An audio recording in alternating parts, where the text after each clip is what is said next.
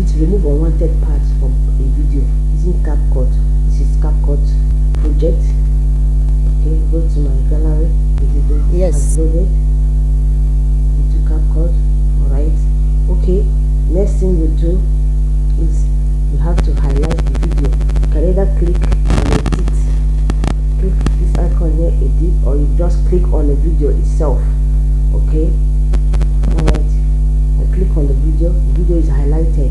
Okay, you can see this white, you can see this white here. You can see this here. You can use this to trim your video either from this end or the other end by just pulling it. You see, if you drag it inside, you have removed that part. Assuming that is the part you don't want. Same thing from that end too. You drag it inside, you have removed that part. Okay. Okay, if the portion you want to remove or trim is in between the video, let's assume I want to trim off this part, I don't want this part. Okay, what I do is, from this is where I want to start trimming.